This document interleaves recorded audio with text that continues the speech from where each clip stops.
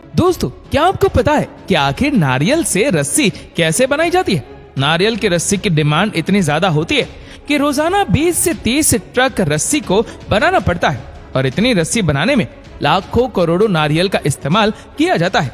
और अब सवाल ये खड़ा होता है कि इतने ज्यादा नारियल की खेती कैसे की जाती है? और आपको तो पता ही होगा कि पूरी दुनिया में नारियल की सबसे ज्यादा पैदावार इंडिया में ही होती है और नारियल की सबसे ज्यादा खेती इंडिया में केरल और हैदराबाद में होती है।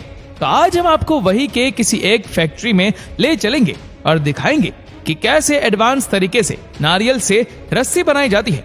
शुरुआत में सबसे पहले इन तैयार हो चुके नारियल को पेड़ों से तोड़ लिया जाता है और इनको जमा कर लिया जाता है। और अब जो नारियल थोड़े कच्चे होते हैं उनको धूप में सुखा लिया जाता है। बाद में इन नारियलों के छिलकों को कुछ इस तरीके से अलग कर लिया जाता है। वैसे इस तरह से नारियल के छिलके को अलग करने में थोड़ी परेशानी होती है और इसका सॉल्यूशन भी मार्केट में आ गया है। ये है कोकोनट डिहस्कर मशीन।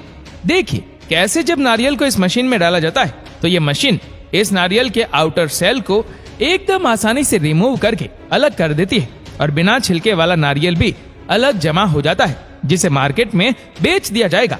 अब रोजाना इतने सारे नारियलों के छिलकों को अलग किया जाता है, जिसके चलते नारियल के छिलके का बड़ा पहाड़ तैयार हो जाएगा। अब जिस नारियल के छिलके को हम और आप कचरा समझकर फेंक देते हैं, उसी से ये लोग रस्सी बनाकर लाखों रुपए कमा रहे। तो अब बात करते हैं रस्सी बनाने के प्रोसेस के बारे में।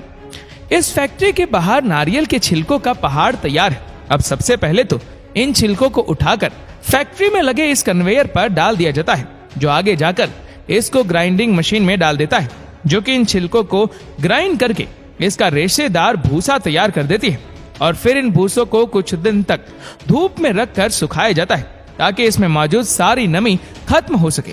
और अब फिर से एक बार इन सूखे हुए भूसों को कन्वेयर पर डाला जाता है, जो कि आगे जाकर इस जालीदार रोटेटिंग ड्रम में चला जाता है और इन भूसों में से महीन और छोटे छोटे टुकड़ों को छान कर अलग कर देती है और लंबे रेशेदार नारियल के भूसे अलग कर लिए जाते हैं और इसका गट्ठर बनाकर इसे रस्सी बनाने वाली फैक्ट्रियों तक पहुंचा दिया जाता है।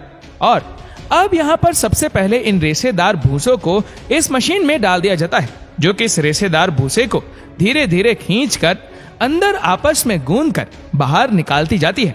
और ये घूमती हुई मशीन इस पतले रेशे को आपस में लपेटती रहती है, जिससे एक मजबूत रस्सी तैयार हो जाती है। और मोटी या मजबूत रस्सी को बनाने के लिए इन्हीं रस्सियों को आपस में लपेट कर तैयार कर लिया जाता है। और अब अंत में इन रस्सियों को अलग अलग क्वांटिटी के हिसाब से लपेट कर उसका गुच्छा तैयार कर लिया जाता है। तो कुछ ऐसे तैयार हो जाती है नारियल की रस्सियां।